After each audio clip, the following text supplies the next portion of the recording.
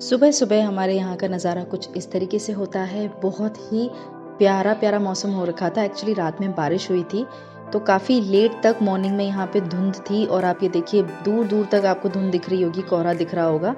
फिर मैं आपको ऊपर से भी दिखाऊंगी, छत से भी, कि व्यू कैसा था पूरे गाँव का।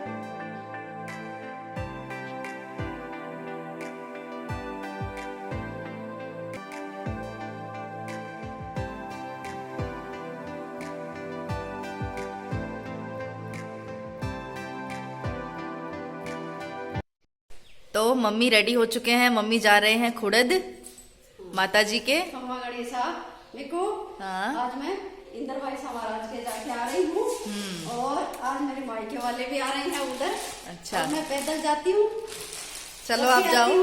क्योंकि गाड़ी में वाहन में मैं बैठती नहीं हूँ, इसीलिए जा रही हूँ। थोड़ी जल्दी में हूँ। जगदम्बा का आशीर्वाद लेके आ रही हूँ।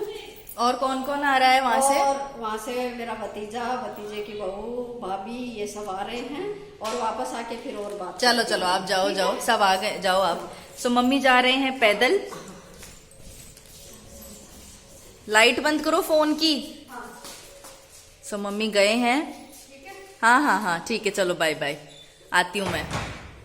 गुड मॉर्निंग, हेलो एंड खम्मा गणेशा। स्वागत है आप सभी का मेरे चैनल में और आज के वीडियो में भी। और आज मैंने इतने मस्त बैकग्राउंड से वीडियो शुरू किया है, मुझे बहुत ज़्यादा पसंद है। यहाँ पे हम लोग, मुझे याद है जब मैं छोटी थी ना, तो यहाँ पे हम बहुत ज़्यादा फ़ोटोज़ खिंचाते थे, बिकॉज इसमें बैकग्राउंड में फ़ोटोज़ जो है वो बहुत अच्छी आती थी। मेरी आवाज़ आज थोड़ी सी चेंज है क्योंकि रात में यहाँ पे हुई है बहुत ज़्यादा बारिश, बहुत बादल गरज रहे थे। एंड मैंने ये सुना था कि आसपास मतलब काफ़ी जगह बारिश हुई है, काफ़ी जगह ऐसा मौसम था।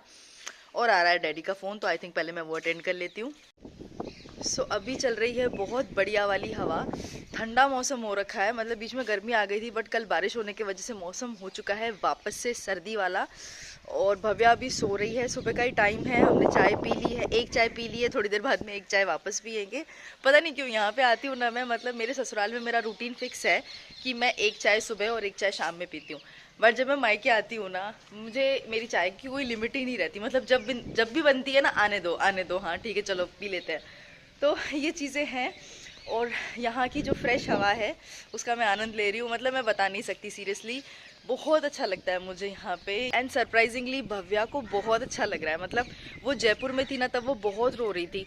जब कोटपुतली से आई थी तब 2 दिन वो किसी के पास नहीं जा रही थी, सिर्फ मेरे पास, और मेरे पास भी रह रही थी पर चिड़चिड़ कर रही थी।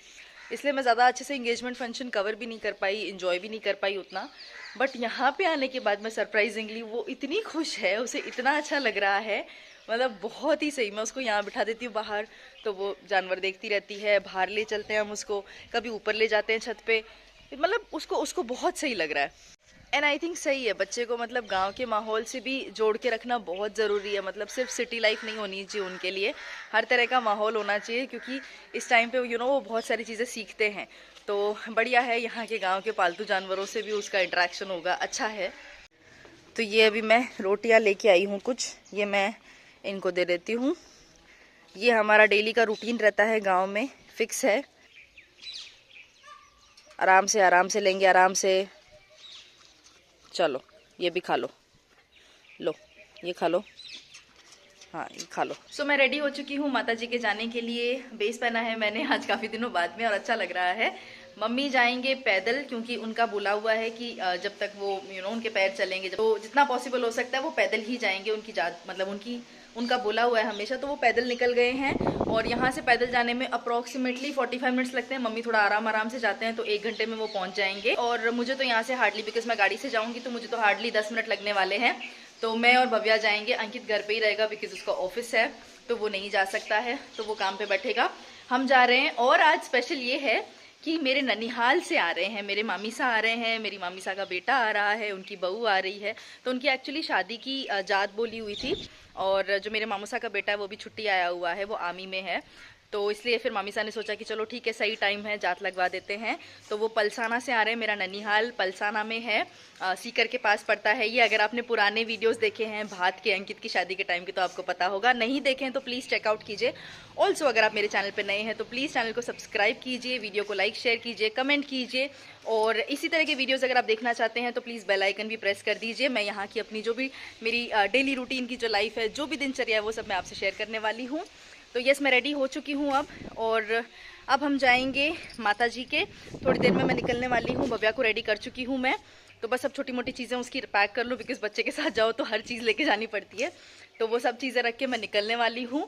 वहाँ जाके मैं आपको माता जी के दर्शन भी करवाऊंगी। हम जा रहे हैं जोत के टाइम पे, तो अगर पॉसिबल हुआ मेरे से रिकॉर्ड करना तो मैं आपको जोत भी दिखाऊंगी। सो मैं पहुंच चुकी थी खुड़द, और रास्ते में एक्चुअली मुझे संदीप की कार भी मिल गई थी, तो मैं उनके साथ ही हो ली थी और फिर हम पहुंच गए थे। मम्मी ऑलरेडी वहाँ पर थे। तो यहाँ पे इनकी जात लगेगी, तो सबसे पहले अभी मम्मी गठजोड़ा बांध रहे हैं, फिर संदीप और बीननी परिक्रमा देंगे, धूप देंगे, और फिर हम अंदर जाएंगे और जोत देखेंगे। तो यहाँ पे बस वही चीज़ें चल रही हैं जो मैं कवर कर रही हूँ। तो मेरे सबसे छोटे जो मामीसा हैं वो आए थे अपने बहू और बेटे को लेकर, और साथ में अपने पोते को भी लेकर आए थे।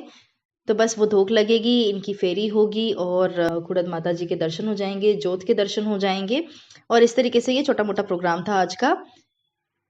भव्या को भी मैं ले आई थी, बिकॉज जब भी मैं गांव आती हूँ तो मैं माता जी के आए बिना नहीं रहती, और अब से मैंने नियम बनाया है कि भव्या को भी हर बार धोख लगाने ज़रूर लाया करूँगी माता जी के। तो अब हम चलते हैं अंदर। बहुत ही सुंदर मंदिर बना रखा है ये। आपका कभी यहाँ से आना हो, गुजरना हो, तो ज़रूर ज़रूर माता जी के दर्शन करके जाना। आई एम श्योर काफ़ी लोग ऑलरेडी आते होंगे, बट स्टिल मैं बता रही हूँ, अगर आप लोगों को नहीं पता होगा तो ज़रूर ज़रूर आइएगा इंदर बाईसा के धाम में। और अब आ गए हैं हम अंदर। तो यहाँ पे बस अब थोड़ी देर भी नहीं, इनफैक्ट जस्ट 2-4 मिनट बाद में ही जोत का टाइम होने वाला था। तो ये जेंट्स को अपना बेल्ट वगैरह रिमूव करना होता है, लेदर की अगर कोई भी चीज़ है तो, और ये कैप पहननी होती है अंदर आने से पहले। लेडीज़ का सर वैसे ही लुगड़ी से या अगर साड़ी है तो पल्लू से ढका हुआ ही रहता है। अब हम आ चुके हैं अंदर और जोत की तैयारियां ऑलमोस्ट चल ही रही थी।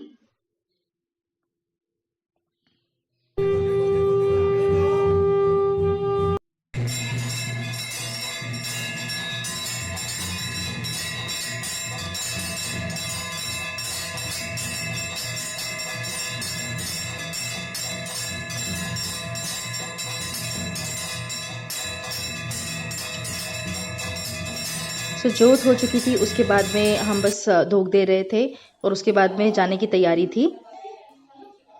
तो मम्मी भव्या को धूप लगवा रहे हैं।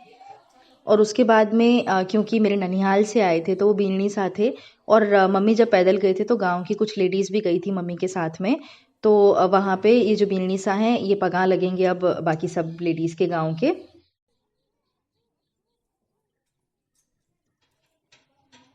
और ये सारी चीज़ें होने के बाद में फिर बस हम रवाना होने की तैयारी कर रहे थे, लेकिन फिर हमें बताया गया कि भैरू जी के भी जाना है। तो मम्मी ने कहा कि वहाँ भी चलना है। मुझे लगा था कि सिर्फ खुड़द माता जी के ही आए हैं, तो पास में भैरू जी का मंदिर है, हम फिर वहाँ गए थे।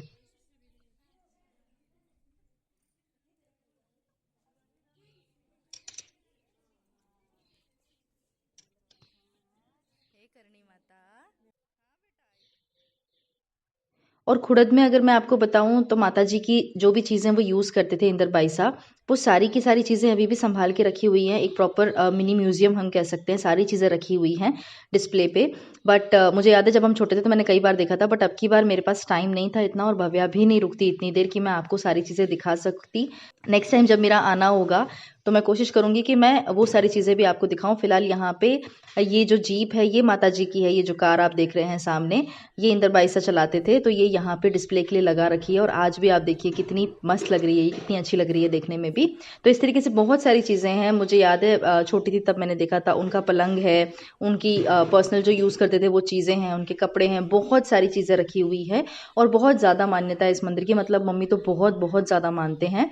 तो कभी आपका आना हो तो डेफिनेटली दर्शन करके जाना और देख के ज़रूर जाइएगा। और यहाँ पे फ़ोटो सेशन चल रहा है। एक्चुअली इन्हें नहीं पता था कि मैं वीडियो बना रही हूँ। मैंने कहा था कि मैं फ़ोटोज़ ले रही हूँ। तो मामी सा हैं येलो लुगड़ी में जो आपको दिख रहे हैं, सामने बीननी सा है मम्मी के साथ में।